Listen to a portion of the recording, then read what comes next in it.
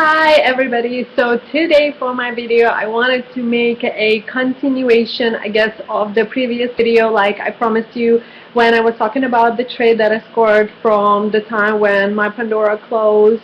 But this was a great find for me, and what I wanted to show you today is how to put a bracelet together. I have received so many emails and comments about how to start a bracelet. I know it's so simple and sometimes I don't even think about it because I put like thousands of bracelets together I think at this point, or maybe hundreds, I'm not quite sure, lost count.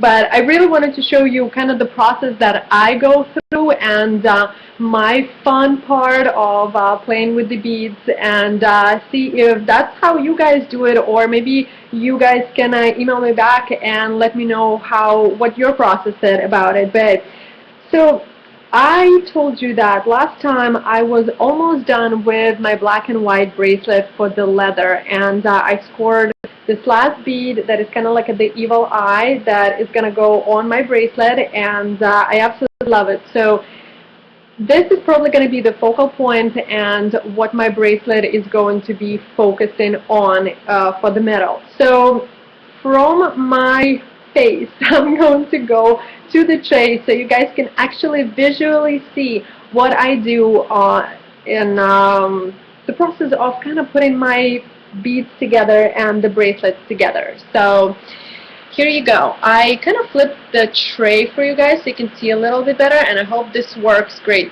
So this is the old tray, like I told you last time, and how to know if it's an old or new tray is that the new one will have numbers over here, and the numbers are for measuring the bracelets. This one doesn't have that, so Pandora changed that after a little bit. So these are the ones that you can probably purchase at your local Pandora, or at least ask them if they can give you one.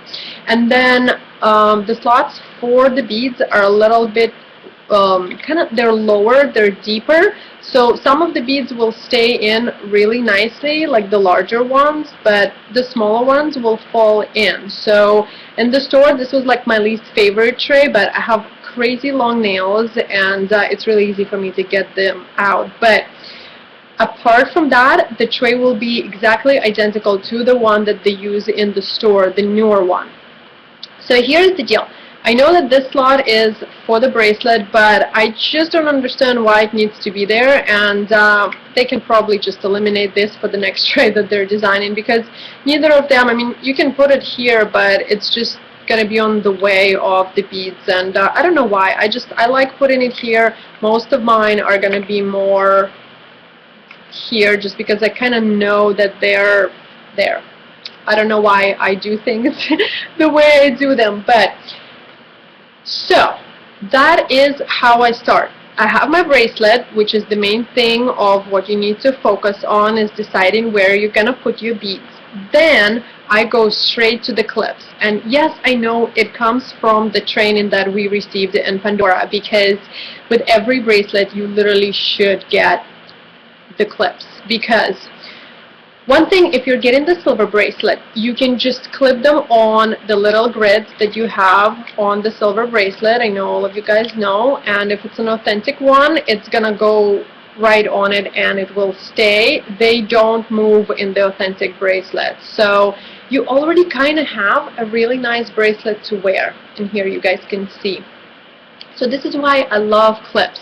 So my leather bracelet in black, white, and silver, I will start exactly the same way, and I just got this new clip. If you guys saw my video, this one is my new Pandora clip that has Pandora on there, just extra brand in there. And I also have the flower one because I love flowers so much, and what I do is I place them a little bit apart. Sometimes you can actually count how many beads you're gonna have, and I know I'm gonna have about 5 in the middle, but obviously you can move them around.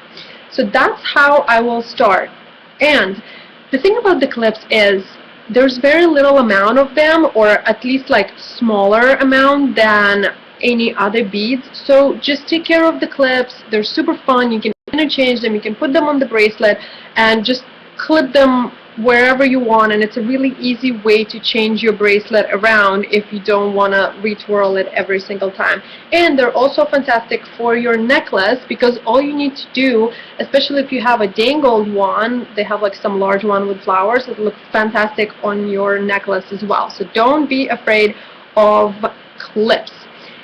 So after I'm done with the clips, I told you that my focal point is going to be this new bead. The reason being is because it's the only one that is dangling, and I would want to put it in the middle. Also, there's another one that I might want to purchase later on. So then when I get that one, this one is going to go here, and the other dangle is going to go there. I hope you guys can see it really well. So, but for now, I will use it this way. And my tray right now is upside down just because you can see, I think, a little bit better because it's kind of closer to you guys. So that's where I would go. And here is the next step.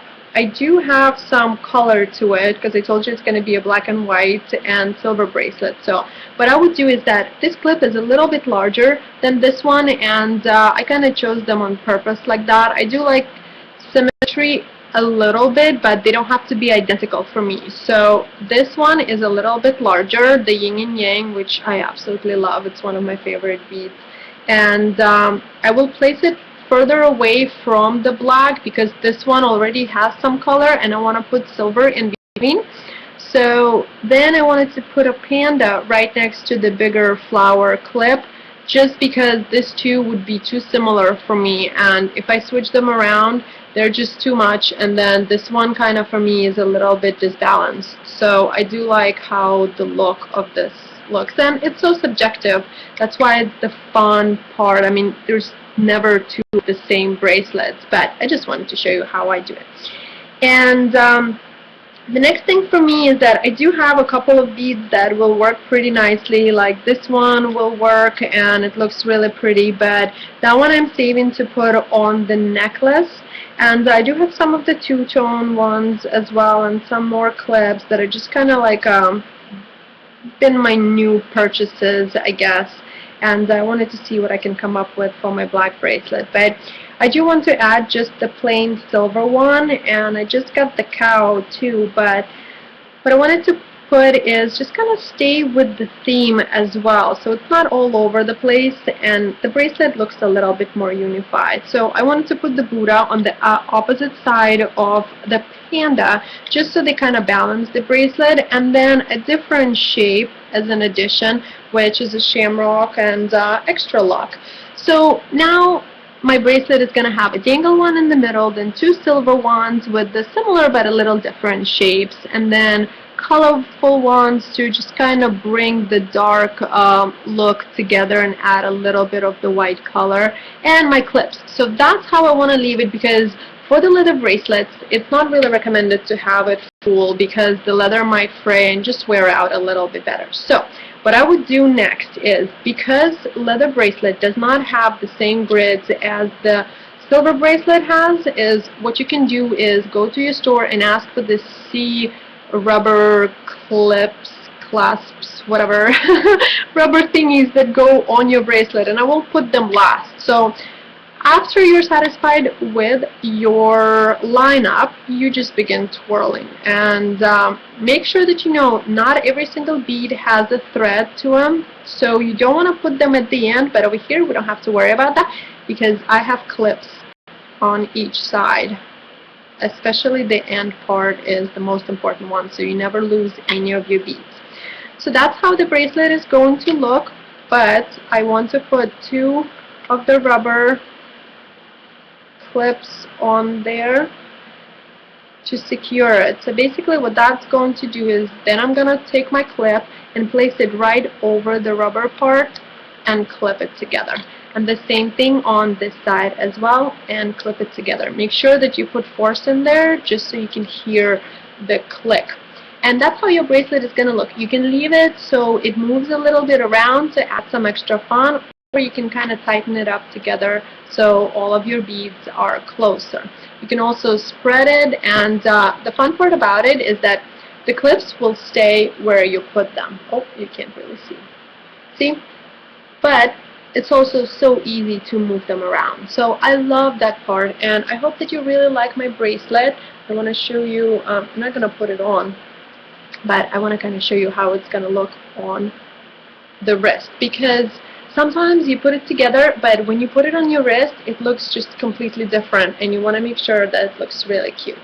So that's how that's gonna look. I really hope you like it, because I love it. I think for me it's the perfect combination of ton of color, ton of silver, a little dangle, and the clips to protect. And there's plenty of black leather left to kind of counter for so much color in this one, and I think it's just a perfect balance. It's really cute, and it has a lot of meaning for me, which is really important. So that is how I put my bracelet together. I hope it was a lot of fun for you guys, and you really enjoyed it. And if you have any questions, please feel free to leave me a comment, and I will definitely answer as soon as I possibly can. But I think for my next segment, I wanted to tell you a little bit about how to recognize a true Pandora one, Pandora bracelet, and some of your beads as well, because I've seen a lot of fakes and just really bad and very good imitations, but I have a perfect eye to kind of tell if it's a real Pandora or not,